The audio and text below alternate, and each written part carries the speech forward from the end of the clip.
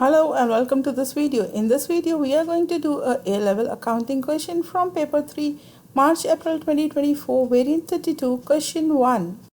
The question states that Ada and Brain had been in partnership sharing profits and losses equally. They had contributed the same amount of capital. On 1st January 2024, Ada's overdrawn current account balance was $3,900. Brain's overdrawn current account balance was twice that of Ada. X Limited was formed on that date to acquire Ada's and Brain's partnership business. The term of acquisition were, first, the purchase consideration of $360,000 would be settled by issuing $1 ordinary shares at par value to the partners equally. Each partner also agreed to subscribe $20,000 from their personal resources for additional shares at par. All assets and liabilities would be taken over by X Limited after the following revaluation: book value and revaluation. Equipments, the book value was $230,000 and after revaluation it was increased by 5%. Inventory, $52,000 and decreased by 3%. Trade receivables, $72,000 and decreased by 2%. Cash and cash equivalents, $18,300 and after evaluation there was no change. Trade payables was $64,000 and after evaluation again there was no change.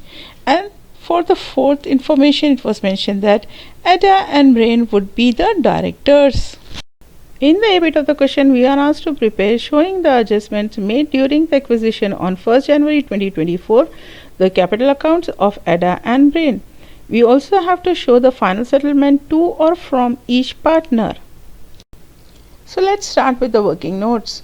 First, we'll start with the purchase consideration of $360,000 would be settled by issuing $1 ordinary share at par value to partners equally. That is, this $360,000 should be divided equally between Ada and Brain. So, the ordinary share capital for Ada will be $360,000 times half, that is 1/2, and it will be $180,000. And for Brain, the ordinary share capital will be $360,000 times half, which will be $180,000. Now let's make the realization account. On the debit side, we are going to write all the assets at their book value or the carrying value. We have equipment, the book value given was $230,000. Inventory, the book value was $52,000. Trade receivable, the value was $72,000. Cash and cash equivalent, we usually don't take this in realization account. However, as X Limited have taken over the cash and cash equivalents as well, hence we are going to mention that on the debit side as $18,300. Furthermore, the trade payables were also taken over by X Limited, as this is a liability, hence we will write it on the credit side as $64,000. And then all these assets were paid by X Limited in the form of purchase consideration and the value was $360,000. Now, as we have mentioned, all the assets and liabilities and all the entries are done in our realization account, we are going to balance the realization account. So on the credit side, the total will be $64,000 plus $360,000 will be $424,000. On the debit side, the total will be $230,000 plus $52,000 plus $72,000 plus $18,300. That will be $372,300. So the credit side, that is the income and gain side, is more than the debit side. Hence, we will get profit on realization, which will be transferred to the capital accounts. And this will be the difference, that is $424,000 minus $372,300, which will be $51,700. And this will be divided between Ada and Brain in their profit sharing ratio, which was equal, that is half for Ada and half for Brain. It will be $71,700 times 1/2, which will be $25,850, which will be transferred to Ada's capital account, and for Brain it will be $51,700 times half, which will be $25,850, which will be transferred to Brain's capital account, and the total will be $51,700. Now we have the total on both the sides equal, that is on the debit side the total will be $424,000 and on the credit side the total will be $424,000. Next we have on 1st January 2024, Ada's overdrawn current account balance was $3,900. Brain's overdrawn current account balance was twice that of Ada. Here we have only the current account balance, we don't have the capital account balance. So we are going to find the capital account balance using the accounting equation, which is assets is equals to capital plus liabilities. And as we want to find the capital, we will transpose the liability to the other side. So it will be capital is equals to assets minus liabilities. And in partnership firm, the capital consists of both the capital account balance plus the current account balance. However, here we have overdrawn current account, that is the debit current account, and as this is a overdrawn current account, we are going to subtract it. So here the capital will be equal to capital account balance minus the current account balance. So in place of capital, we are going to mention capital account balance minus the current account balance will be equal to assets minus liabilities. Now we will transpose this current account balance to the other side so that we can get the capital account balance, which will be equal to assets minus liabilities plus the current account balance. Further, for current account balance, Ada's overdrawn current account balance was given as $3,900. However, for Brain, it was mentioned that Brain's overdrawn current account balance was twice that of Ada. So it will be 2 times $3,900. That will be $7,800, and the total current account balance will be $11,700. Now we will find the capital account balance. For this, we will take the assets. The assets which was given was equipments, which have the value as $230,000. Inventory, the value was $52,000. Trade receivables, the value was $72,000. Cash and cash equivalent, the value was $18,300. From here we subtract the liabilities. We have trade payables and we subtract this as $64,000. We get the value as $308,300. To this we add the current account balance, which was $11,700. So we get the total capital account balance as $320,000, and this have to be equally divided between Ada and Brain. So Ada's capital account balance will be $320,000 times half, which will be $160,000, and Brain's capital account balance will be $320,000 times half, which will be $160,000. Now let's start making the capital account. So we'll start with the opening balance, which we have calculated in the third working notes. For Ada it was $160,000 and for Brain it was $160,000.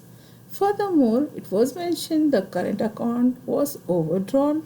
That means it will have a debit balance and we will transfer that to the capital account as we are closing the book of accounts.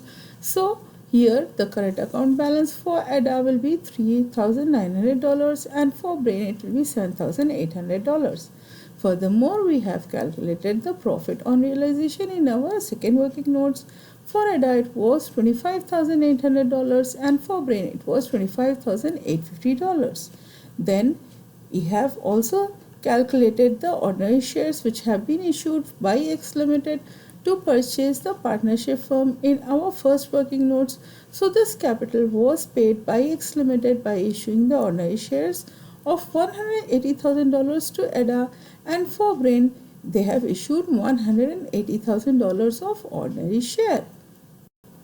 Now after recording all the entries, what we do is we usually balance the debit side and the credit side by taking the balancing figure in the form of cash or bank balance. However, here the cash and cash equivalent were also taken over by the X Limited. Hence, we don't have cash or bank balance. So what have to be done here is, it was mentioned there should be a final settlement, that is one partner should pay the other partner. So if we see here, the total for Ada on the credit side is $185,850. So this will be the capital amount which have to be paid to Ada. But if we see on the debit side, the amount which was paid to Ada after adding this two will be $183,900. So the difference, that is 185,850 minus $183,900, will be the difference of $1,950, and this have to be paid to Ada, and this will be paid by Brain as final settlement. And now for Brain, if we add the credit side, it will be 160,000 plus $25,850, which will be $185,850. However, the amount which was paid to Brain was $7,800 plus $180,000, which will be $187,800. That is, the amount which is paid to Brain is more than what he should receive. So, if we take this, that is 178,800 minus 185,850, we get the value as $1,950, and this will be the amount which will be paid by Brain to Ada as final settlement. So on the debit side, we'll write Brain, which will be the final settlement, and the balancing figure, which will be the amount which will be paid to Ada by Brain, and the value is $1,950. And on the credit side, we will write Ada, and this will be the final settlement, and this amount will be paid by Brain, and the value will be $1,950. Now the total on both the sides will be same, that is, for debit side, the Ada's account balance will be $185,850, and for Brain it will be $187,800. And on the credit side, the value will be $185,850 for Ada, and for Brain it will be $187,800. So with this, we have closed the partner's capital account. Now in the bit B of the question, we are asked to prepare the statement of financial position of X Limited at 1st January 2024. Now we are going to do all the entries from the point of view of X Limited, because we are going to make the financial statement for X Limited. So the first thing which we have been given was the purchase consideration of $360,000 would be settled by issuing $1 ordinary share at par value to the partners equally. So this will be the ordinary share capital which we are going to mention in our X Limited financial position statement. Furthermore, we have been given that all the assets and liabilities would be taken over by X Limited after the following revaluation.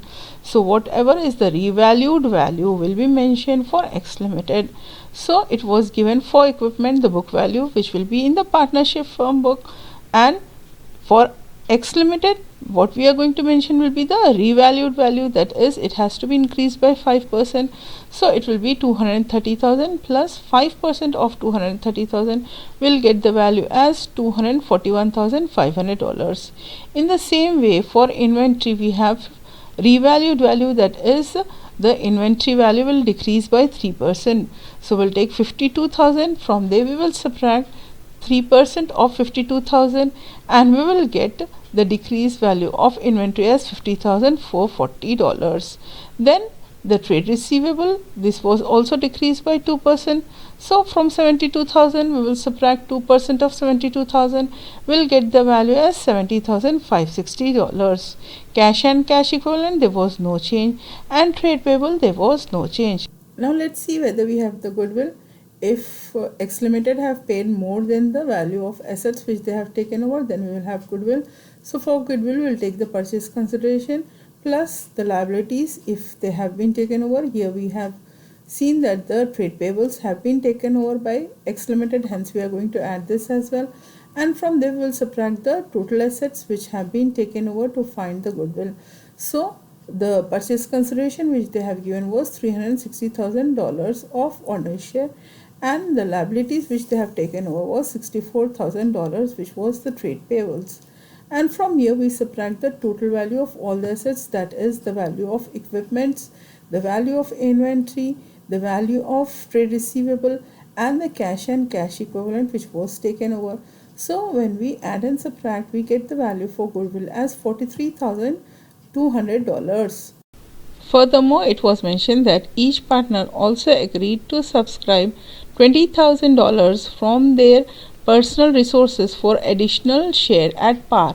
So now they are going to subscribe $20,000 additional ordinary shares. So here, as they are going to pay for this, so the cash and cash equivalent will increase by 40,000. That is Ada's 20,000 and Brain's 20,000. Together it will be $40,000. So now our cash and cash equivalent, previously it was 18,300, and to this we will add 40,000, so it will be $58,300. And our ordinary share capital, previously it was $360,000. To this we will add this 40,000, it will be $400,000. Now, as we are done with all the calculation, let's make the statement of financial position of X Limited at 1st January 2024.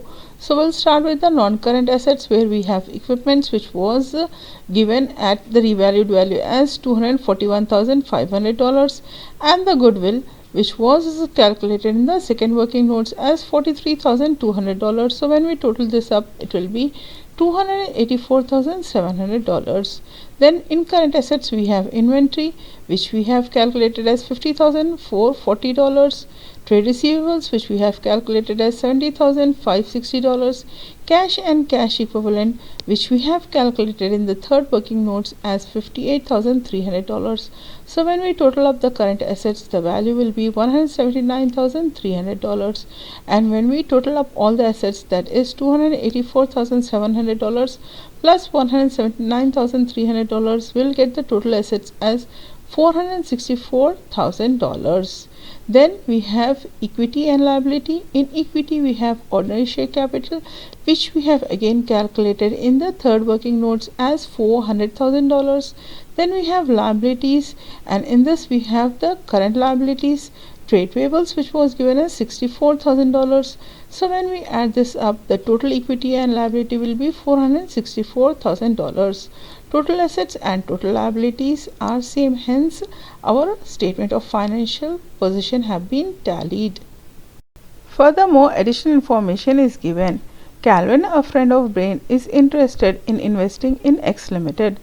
Ada and Brain are considering raising additional funds for a project. The directors have two options. Option 1, issue 4% debentures to Calvin. Ada and Brain had been entitled to interest on capital at the rate of 6% when they were in partnership. The annual interest of debentures issued will be same value as the total interest on the capital in the partnership. Option 2, issue $1 ordinary share to Calvin at par. The value of ordinary shares issued will be same as the 4% debenture in option 1. In the CBIT of the question, we are asked to calculate the amount of debentures to be issued on option 1. So here the annual interest of debenture should be equal to the total interest on capital which was paid in the partnership firm. So first we will find what will be the amount of interest which was paid in the partnership firm.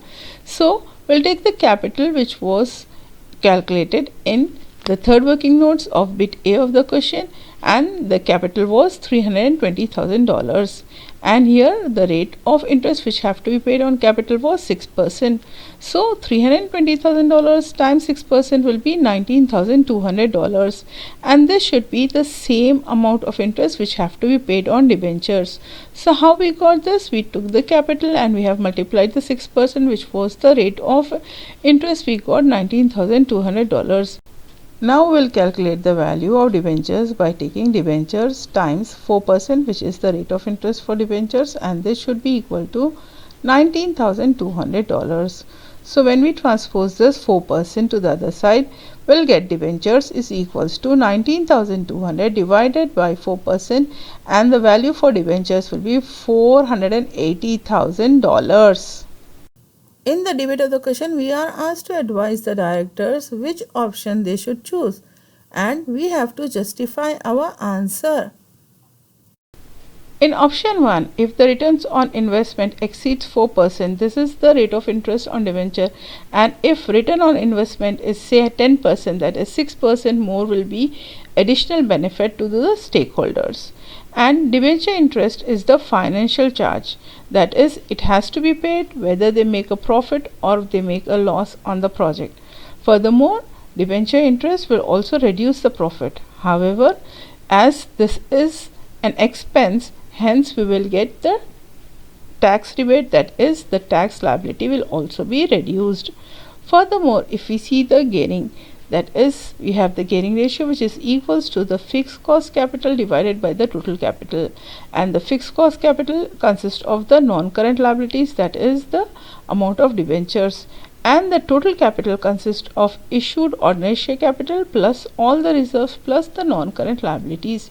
Here we don't have any reserve, so we take the ordinary share capital which was $400,000 and the non-current liabilities which was $480,000. Now our gearing ratio will be 480,000 divided by 400,000 plus 480,000, which will be 880,000 times 100. We will get the gearing ratio as 54.54%. You see there is a thumb rule, that is if the gearing ratio is more than 50%, then the project is risky. Hence if we choose option 1, then this project will be considered very risky. Then the debentures may also require to be backed up by a collateral or security.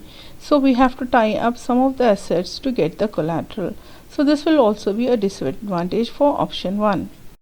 If they go for option 2, that is if they issue ordinary shares, then Calvin will take over the control of X Limited. Why? Because Calvin's ordinary share capital will be now $480,000, whereas Ada's ordinary share capital will be $200,000 and Brain's capital will be again $200,000. Together, Ada and Brain's ordinary share capital will also be less than Calvin's share capital, that is it will be only $400,000. So now Calvin will take over all the control of the management of X Limited if they go for option 2. Furthermore, Calvin may contribute his knowledge and his expertise to the project.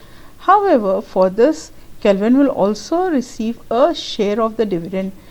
If they don't issue the ordinary shares, then this dividend will be divided between Ada and Brain. Now, as if they have issued the ordinary shares, then a part of dividend have to be given to Calvin, and Calvin will have a major share of the dividend. So these are the benefits and the drawbacks of both the options. However, I suggest that they should go with option 1, because when they go for option 1, they are not losing the control of X Limited. Ada and Brain will still be the owner and they will have the control of the management of X Limited. So with this we have completed this question. Thanks for watching my videos. Have a great and peaceful life.